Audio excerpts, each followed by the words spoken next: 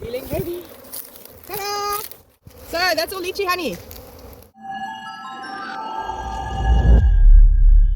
Hi, Kristie. Hello. So we've just opened up the first hive here at the Litchis. We're just checking. They all came. Most of them came in with a super on, but some of them were not yet strong enough. But it's so exciting. Look here. So that's all Litchi Honey. Fantastic. So this hive, they obviously just starting to cap the outer edges. If we go 3 across, you can see they've got some, but they're busy capping it. So what we're going to do here is we're actually going to under super. So the reason we do that is to create a bit of panic so that they'll fill those out. So we're going to lift the super that's almost completely capped. What I sometimes like to do is put 1 frame of nectar in that super below, and then we'll lift it up and they'll then draw out the second super a lot faster.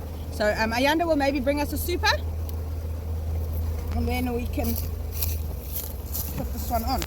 That's fantastic. These bees only arrived here about, 2.5 weeks ago, I think. So pass me the middle frame from there. Okay, so that one's got nectar on, which we're going to put in there, and then this one we'll just place over there. And as I lift it, Ayanda's going to put the new one underneath. There we go, and we'll put another one on top. And that's it.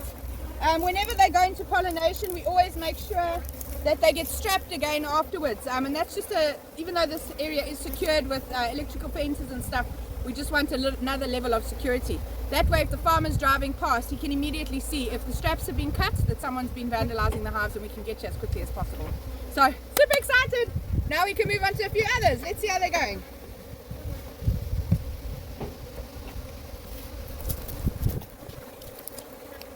Okay, as you can see, they've all been strapped and labelled with numbers so that we can track our hives and where they are. Ooh. Feeling heavy. Ta-da! Building in the lid. So this one's definitely ready for a super. We brought a bucket along, so what we'll do now, we'll just keep bumps of these here off of that comb, because it makes a mess inside the hive. And Ayanda will just use his half tool and scrape it off into the bucket. I think we just, there's the half tool. Then these little bits, we also just try and get as many bees off as we can. Pop them in. Because at the end of the day, this is now all broken comb, so it's going to make a big mess inside the hive. So we'd rather take it off. Guys, this is very promising. Last year, the same lychee orchard, we got no honey. So, yeah, super excited about this. And what I'll possibly do is all this comb honey, I'll maybe make a lychee mead from it. It just makes it a bit easier for than trying to press it out and all that stuff. So we'll maybe just make the lychee honey. But when I pop these in, don't freak out that the bees are in the bucket. They'll all collect up to the top and then we just take them out. Wow, that's exciting, hey? Yippee! Right, now we're going to pop the lid on. Okay, seeing as this one is doing so well, we're also going to use something a friend of mine taught me. Pass us one of those spaces there. So I've got a friend in the Eastern Cape who's been doing bees a long time. This is his concept.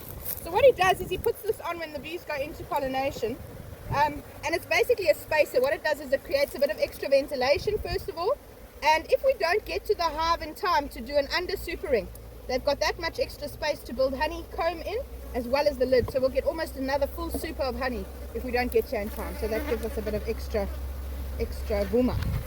Cool.